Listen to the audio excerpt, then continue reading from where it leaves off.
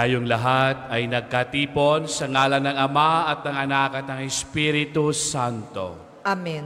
Ang pagpapala ng ating Panginoong Hesukristo, ang pag-ibig ng Diyos Ama, at ang pakipagkaisa ng Espiritu Santo naway sumainyong lahat. At sumainyo rin. Mga kapatid, ang misang ito at ialay sa Panginoon sa pasasalamat sa Kanya sa lahat ng biyaya na ating natanggap. At ipagdasal din natin sa misang ito ang ating mga may sakit na mga kapatid, lalong-lalo na ang nasa ospital at ang ating mga cancer patients na humahangad ng kanilang mabuting kalusugan at recovery sa kanilang naramdaman na sakit. Sa pamamagitan ni Santo Padre Pio, nawa ay bigyan sila ng kaginhawaan at kagalingan. At ngayon, mga kapatid, ating alalahanin ang ating mga pagkukulang, ang ating pagkakamali. Tayo po ay humingi ng kapatawaran sa ating Panginoon. Panginoon, kaawaan mo kami. Panginoon, kaawaan mo kami. Kristo, kaawaan mo kami. Kristo, kaawaan mo kami. Panginoon, kaawaan mo kami. Panginoon, kaawaan mo kami. Kaawaan tayo na makapangyarihang Diyos, patawarin tayo sa ating mga kasalanan at patubayan tayo sa buhay na walang hanggan. Amen. Manalangin tayo. Ama naming makapangyarihan, Ikaw ang lumikha at tagapagpamahala ng tanang umiiral. Tungayan mo kami upang iyong awa ay aming maranasan at ipagkaloob mong Ikaw ay aming wagas sa mapaglingkuran. Sa pamamagitan ni Hesukristo, kasama ng Espiritu Santo, magpas sa walang hanggan. Amen. Pagbasa mula sa unang sulat ni Apostol San Pablo sa mga taga-Korinto. Mga kapatid, sapagkat si Kristo'y tulad ng isang katawan na may maraming bahagi, bagamat binubuo ng iba't ibang bahagi, iisa pa ring katawan. Tayong lahat, maging Hudyo o Griego, alipin man o malaya, ay bininyagan sa iisang espiritu upang maging isang katawan. Tayong lahat ay pinainom sa isang espiritu. Ang katawan ay binubuo ng maraming bahagi at hindi ng isang bahagi lamang. Kayo ngang lahat ang iisang katawan ni Kristo at bawat isa'y bahagi nito. Naglagay ang Diyos sa simbahan, una ng mga apostol, ikalawa ng mga propeta, at ikatlo ng mga guro.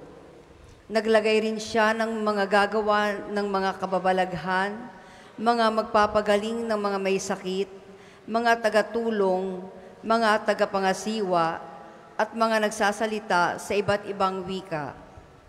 Hindi lahat ay apostol, propeta o guro. Hindi lahat ay binigyan ng kakayahang gumawa ng mga kababalaghan, magpagaling ng mga may sakit, magsalita sa iba't ibang wika, o magpaliwanag nito. Kaya't buong taimtim ninyong nasain ang mga kaloob na lalong dakila. Ang salita ng Diyos. Salamat sa Diyos. Ang tugon po sa salmo, lahat tayo'y kanyang bayan, kabilang sa kanyang kawan. Lahat tayo'y kanyang bayan, kabilang sa kanyang kawan. Umawit sa kagalakan ang lahat ng mga bansa. Panginooy pupurihan, paglingkuran siyang kusa. Lumapit sa harap niya at umawit na may tuwa. Lahat tayo'y kanyang bayan, kabilang sa kanyang kawan. Ang Panginooy ating Diyos, ito'y dapat malaman. Tayo'y kanya, kanyang lahat, tayong lahat na nilalang. Lahat tayo'y bayan niya, kabilang sa kanyang kawan. Lahat tayo'y kanyang bayan, kabilang sa kanyang kawan. Pumasok ka sa kanyang templo na ang puso'y nagdiriwang. Umaawit, nagpupuri sa loob ng dakong banal. Purihin ang ngalan niya at siya'y pasalamatan. Lahat tayo'y kanyang bayan, kabilang sa kanyang kawan. Mabuti ang Panginoon, pag-ibig niya'y walang hanggan. Siya'y Diyos na mabutit, laging tapat kailanman. Lahat tayo'y kanyang bayan, kabilang sa kanyang kawan. Magsitayo po ang lahat.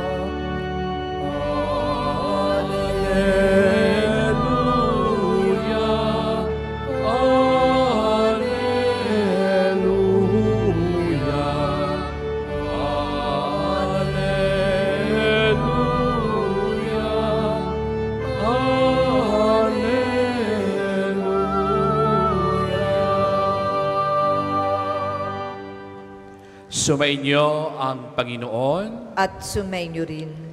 ang mabuting balita ng Panginoon ayon kay San Lucas. Papuri sa iyo, Panginoon. Noong panahong iyon, pumunta si Jesus sa isang bayang tinatawag na Nain.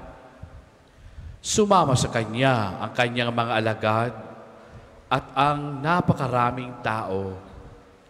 Nang malapit na siya sa pintuan ng bayan, nasalubong niya ang libing ng kaisa-isang anak na lalaki ng isang babaeng balo. Marami ang nakikipaglibing. Nahabag ang Panginoon nang makita ang ina ng namatay at sinabi sa kanya, "Huwag kang tumangis." Lumapit siya at hinipo ang kinalalagyan ng patay at tumigil naman ang mga may dala nito. Sinabi niya, "Binata, bumangon ka." Naupo ito at nagsalita at siya'y ibinigay ni Jesus sa kanyang ina. Nisidla ng takot ang lahat at sila'y nagpuri sa Diyos. Sabi nila, "Dumating sa atin ang isang dakilang propeta.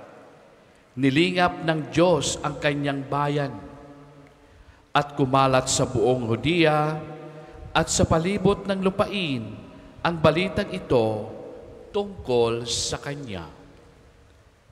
Mga kapatid, ang mabuting balita ng Panginoon. Pinupuri ka namin, Panginoong Hesukristo. Muli, magandang tanghali po sa kanilang lahat. Lalong-lalo na po ang nanonood ngayon at sumasubaybay na mga empleyado na naka-lunch break sa kanilang mga opisina at nakikiisa sa ating banal na pagdiriwang. Sa ating pagbasa ngayon, mga kapatid, sa ating ebanghelyo sa mabuting balita, nakita natin dito ang kay Jesus pagiging tao. The human side of Jesus. Na nakita niya, ang isang ina ay nangungulila sa kanyang anak na namatay. At alam ni Jesus ang pighati at sakit ng nararamdaman ng ina habang ang kanyang anak ay ililibing. Dahil dito, ang tagpong ito ay nahabag ang ating Panginoon. Naawa ang ating Panginoon sa nanay na tumatangis. At dahil dito, si Jesus ay gumawa ng isang milagro na buhayin ang binatang napatay. At dahil dito, si Jesus ay nakita ng mga tao na isang makapangyarihang Diyos na nararamdaman niya ang mga pangangailangan, ang sakit ng isang nangungulila na sa kanyang minamahal. At dito natin nakita na si Jesus, alam niya ang naramdaman ng ina. Dahil dito, nakita naman natin at ating napakinggan na kanyang binuhay ang binata at ibinalik sa kanyang ina. Mga kapatid, sa ating buhay, meron tayong nararanasan na minsan pighati at sakit ng kalooban. At parang tingin natin, wala ng pag-asa ang buhay, hanggang doon na lamang. Ngunit, ngayon ay nakita natin sa ating pagbasa na si Jesus ay kasama pala natin sa bawat pighati, sa bawat problema, at sa bawat kaginhawaan ng ating buhay. Hindi siya nagpapabaya. Kaya kung minsan sa ating buhay, kapag wala na tayong nakikitang pag-asa at biglang nagkakaroon ng solusyon, nasasabi natin na, ay, ito ay gawa ng Diyos. Kung sa English ay divine intervention. Na hindi natin mapaliwanag bakit nangyari ito sa gitna ng ating mga sakit at pighati na nararamdaman kapag tayo po ay may mga problema sa buhay o may pinagdadaanan. So mga kapatid, makikita natin dito na si Jesus ay ating kamaglalakbay sa buhay. Ano man ang ating pinagdadaanan sa buhay, ang Diyos ay hindi tatalikod sa atin. Nariyan siya upang magbigay sa atin ng pag-asa. Nariyan si Jesus upang bigyan tayo ng kagalingan. Nariyan si Jesus upang bigyan tayo ng lakas ng loob. Na sa pamamagitan niya, tayo ay makakalampas din, makakaahon din sa lahat ng mga suliranin sa ating buhay. Si Jesus ay nariyan, nagbibigay sa atin ng pag-asa sa bawat ating nadarama na mga pagsubok sa buhay. Ang hamon lang sa atin, mga kapatid, ay paano tayo lumapit sa Kanya at humingi ng Kanyang habag at awa. Kasi hindi lahat ng sa ating buhay ay kaya nating solusyonan dahil tayo mismo ay may limitado tayo ang ating lakas, ang ating isipan, at kailangan natin ang Diyos, ang tinatawag na divine intervention upang tayo ay bigyan ng lakas ng loob sa pagpatuloy sa ating buhay. Amen.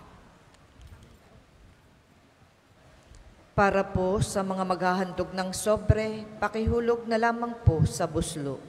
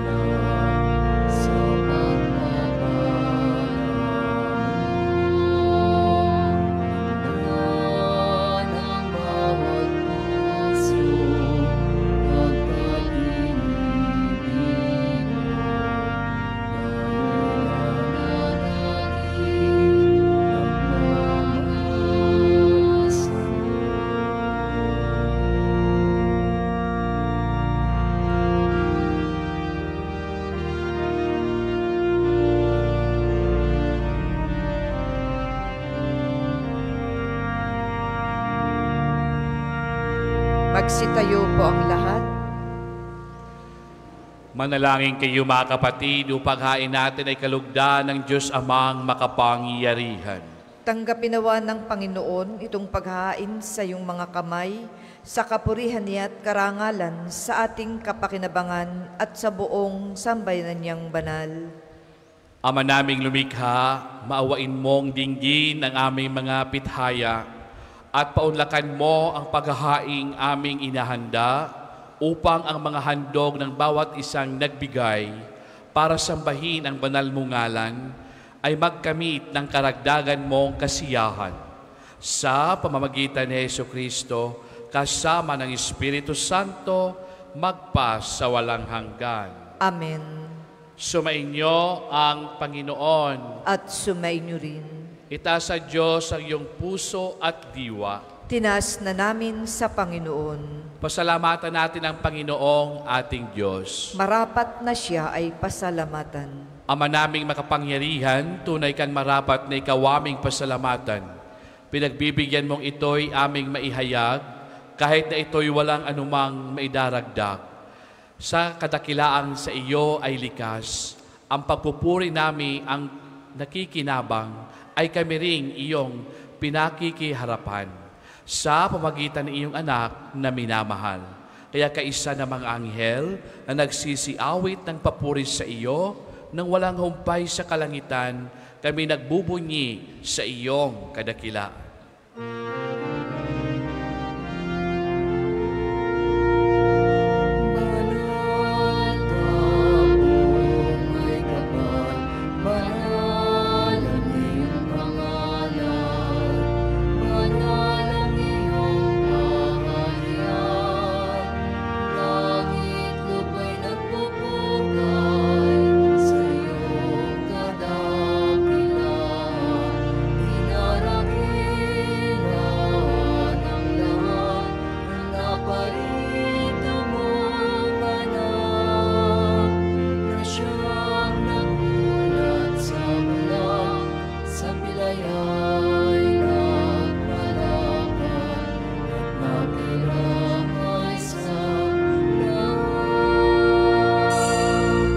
Kung hindi po kayang lumuhod, ay manatili pong nakatayo ng may paggalang.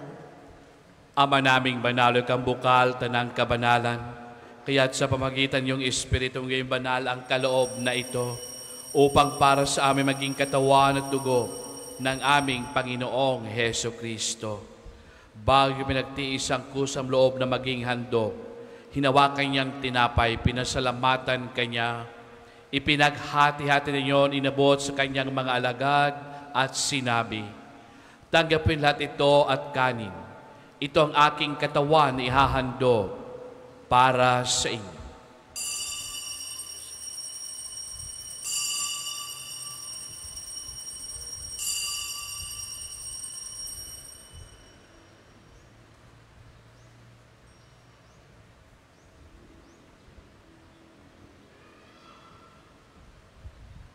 Gayon din naman nung matapos ang hapunan, hinawakan niya ang kalis.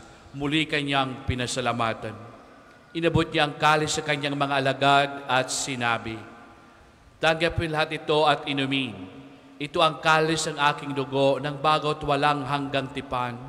Ang aking dugo na ibubuhos para sa inyo at para sa lahat, sa ikapagpapatawad ng mga kasalanan. Gawin niyo ito sa pag-alaala sa akin.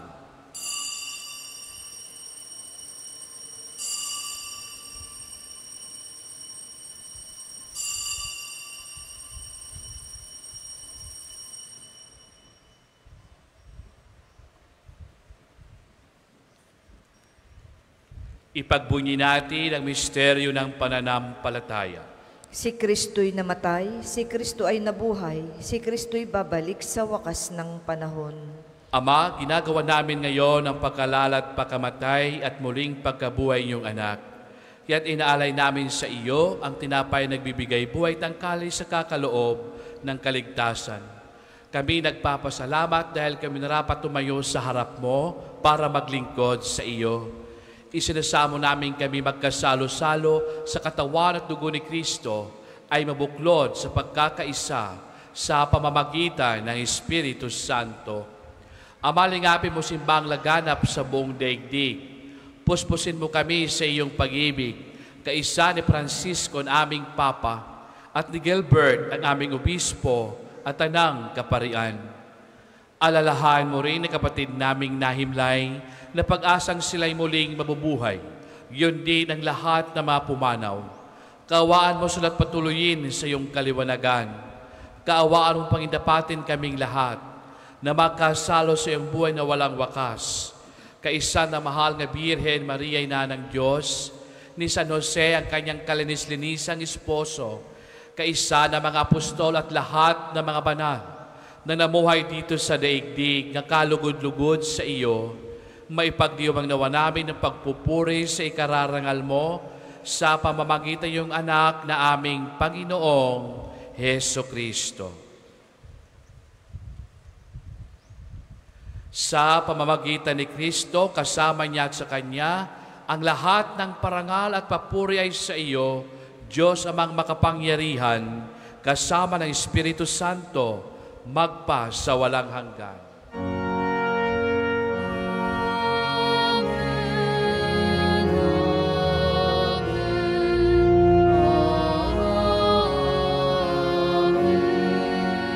Magsitayo po ang lahat.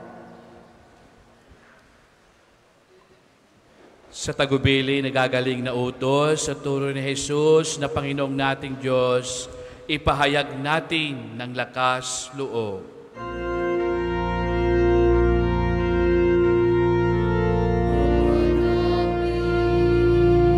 Sumasalangit ka sa langit, ang ngalan mo,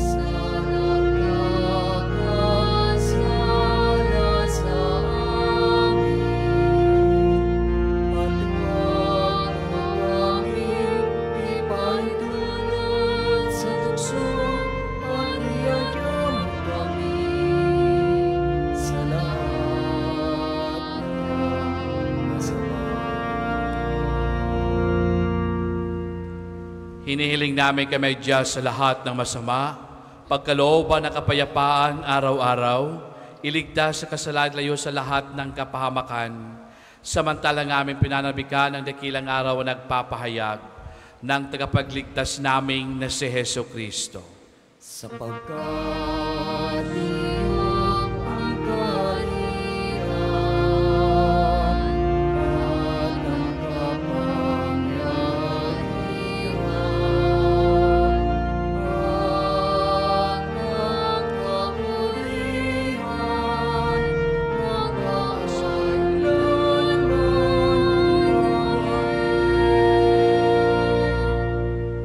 Panginoong Heso Kristo, sinabi mo sa iyong mga apostol, kapayapaan ang iniiwan ko sa inyo, ang aking kapayapaan ang ibinibigay ko sa inyo. Tunghayan mo ang aming pananampalataya at huwag ang aming pagkakasala. Pagkalooban mo kami ng kapayapaan at pagkakaisa ayon sa iyong kalooban, kasama ng Espiritu Santo, magpa sa walang hanggan. Amen. Ang kapayapaan ng Panginoon ay laging sumainyong lahat. At sumainyo rin. At ngayon mga kapatid, mabigayan kayo ng kapayapaan sa isa't isa. Peace be with you. Kordero ng Diyos na nag-aalis ng mga kasalanan ng sanlibutan, maawa ka sa amin. Kordero ng Diyos na nag-aalis ng mga kasalanan ng sanlibutan, maawa ka sa amin.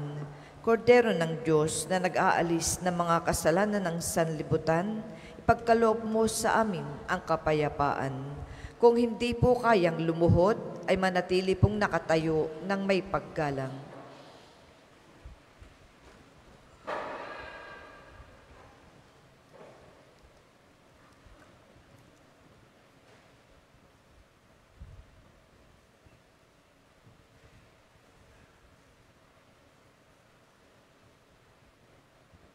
Ito ang kordero ng Diyos, itong nag-aalis ng kasalanan ng sanlibutan. Mapalad ang mga inanyahan sa kanyang piging. Panginoon, hindi ako karapat-dapat na magpatuloy sa iyo, ngunit sa isang salita mo lamang ay gagaling na ako. May the body, blood of Christ, bring us to life everlasting.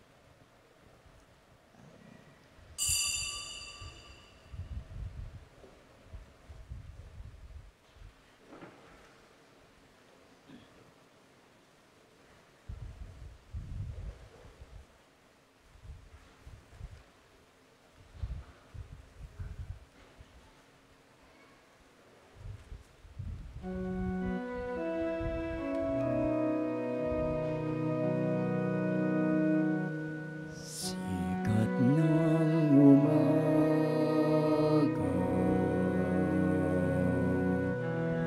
buhos ng ulan, simoy ng dapit-dapon,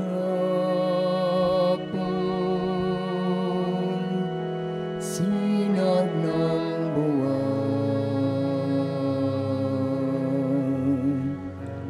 batis na malinaw,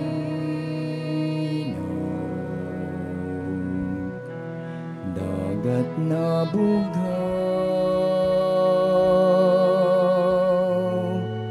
kayo ng Panginoon kung Jesus ng aking buhay, saan man ako bumaling, ika'y naroon, tumalikod man sa'yo. Dakilang pag-ibig mo sa akin, tatawag at magpapaalala,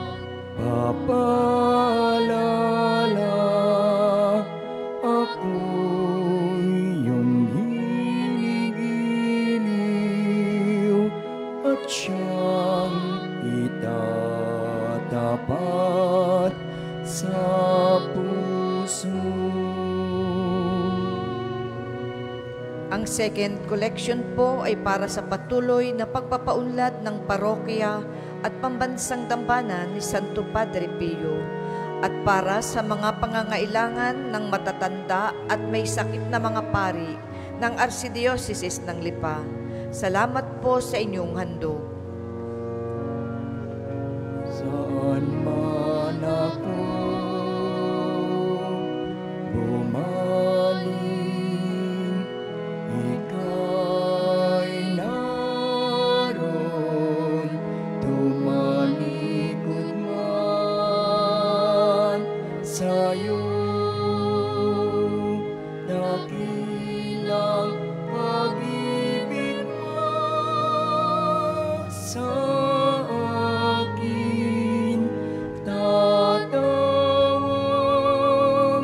at magpapaalala, ako'y iyong ginigiliw at siyang itatapat sa puso. Tayo po ay magsitayo.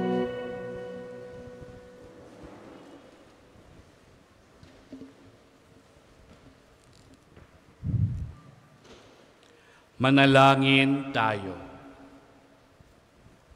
Ama naming mapagmahal Ang aming kalooban naway pagharian ng aming tinanggap na pakikinabang, upang wag ang diwa namin ang umiral, kundi ang bunga ng pagdiriwang ang laging mamayani sa amin. Sa pamamagitan ni Hesu Kristo, kasama ng Espiritu Santo, pagpas sa walang hanggan. Amen. Panalangin ng pagtitiwala kay Santo Padre Pio, tayo pong lahat. Padre Pio, taga Pietrelcina, mongheng banal, pintakasing santo ng milenyong kasalukuyan, gabay namin sa pagtahak sa landasing makalangit, takbuhan sa pangangailangan, huwaran ng pagtitiis.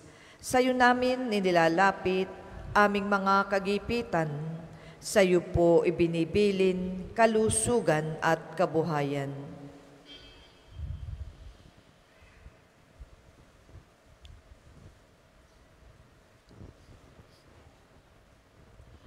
Di man karapat-dapat kami po ay pagbigyan, bendisyonan at basbasan maging ganap sa buhay.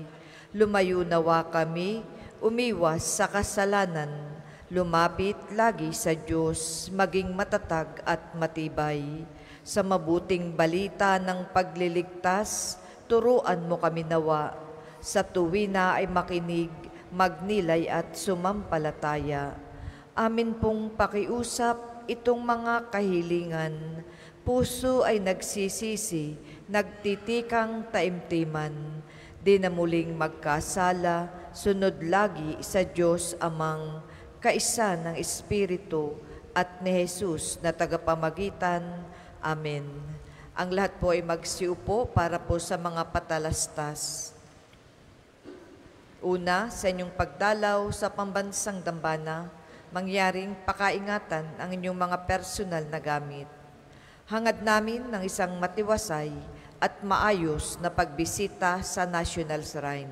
5. Ay susuportahan ng pambansang dambana ang gaganaping 129th Plenary Assembly ng Catholic Bishops' Conference of the Philippines o CBCP dito sa Archdiocese ng Lipa. Bahagi ng paghahanda para sa mahalagang pagdiriwang na ito ng mga obispo ng Pilipinas, kami po ay kumakatok sa inyong mabubuting puso upang matugunan ang mga pinansyal na pangangailangan. Meron pong mga sobre na ipinamimigay ang ating mga tagapaglingkod para sa inyong mga handog na lubos nating pasasalamatan. Ang inyong tulong at panalangin ay malaking bahagi sa pagtatagumpay ng pagpupulong na ito. Maraming salamat po. Ika-4, simula po noong September 14 hanggang 22 ay isinasagawa ang nobena at misa sa karangalan ni Santo Padre Pio. Ito po ay sa ika-5 ng hapon araw-araw at ika-6 ng gabi kapag linggo.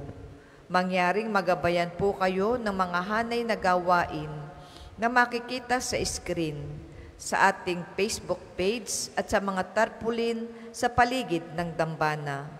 Kayo pong lahat ay inaanyayahang makiisa. Ang susunod pong banal na misa ay sa ganap na ika-2 ng hapon. Maraming salamat po at mangyaring panatilihin natin ang kalinisan, katahimikan at diwa ng pananalangin sa loob at labas ng ating mga simbahan. Magsitayo na po ang lahat para sa pagbabasbas ng religious articles. Mga kapatid, manalangin tayo sa Diyos, Amang makapangyarihan, upang tayo ay maging kawangis ni Kristo sa taimtim na pagdalangin sa tulong ng mga larawan at mga dasalan. O Panginoong Diyos, Ikaw ang bukal ng lahat ng pagpapala at biyaya. Ibuhos mo ang iyong bendisyon sa mga gamit na ito sa pananalangin, mga rosaryo, imahin, dasalan, na nagpapaalaala ng iyong kabutihan, kabanalan, at pagmamahal sa amin, upang ang lahat na dumulog at magdasal gamit ang mga ito ay magtamo ng iyong mga awa at biyaya. Loobin mong tularan nila ang kabanalan at aral ng Panginoon at ng mga santo, magpa sa walang hanggan. Amen. Ama namin, sumasalangit ka. Sambahin ang ngalan mo. Mapasa amin ang kaharian mo. Sundin ng loob mo dito sa lupa para nang sa langit. Bigyan mo kami ngayon ng aming kakanin sa araw-araw at patawarin mo kami sa aming mga sala para ng pagpapatawad namin sa nagkakasala sa amin. At huwag mo kaming ipahintulot sa tukso at iadya mo kami sa lahat ng masama. Amen. Aba, Ginoong Maria, napupuno ka ng grasya. Ang Panginoong Diyos ay sumasa iyo. Bukod kang pinagpala sa babaeng lahat, at pinagpala naman ang iyong anak na si Jesus. Santa Maria, Ina ng Diyos, panalangin mo kaming makasalanan, ngayon at kung kami mamamatay. Amen. Duwalhati sa Ama, sa Anak at sa Espiritu Santo, kapara nung una ngayon at magpasawalang hanggan. Amen. Ama namin, sumasalangit ka, sambahin ang ngalan mo, mapasa amin ang kaharian mo, sundin ang loob mo dito sa lupa para nang sa langit. Bigyan mo kami ngayon ng aming kakanin sa araw-araw at patawarin mo kami sa aming mga sala para nang pagpapatawad namin sa nagkakasala sa amin. At huwag mo kaming ipahintulot sa tukso at iadya mo kami sa lahat ng masama. Amen. Duwalhati sa Ama, sa Anak at sa Espiritu Santo, kapara nung una ngayon at magpa sa walang hanggan. Amen.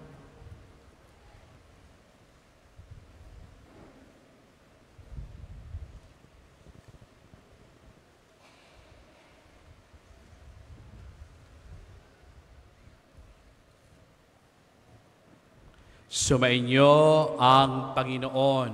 At sumainyo rin. At pagpalain kayo ng makapangyarihang Diyos, Ama at Anak at ang Espiritu Santo. Amen. Mga kapatid, naialay na natin banal na pagdiriwang, humayot kayo taglay ang kapayapaan ni Hesukristo.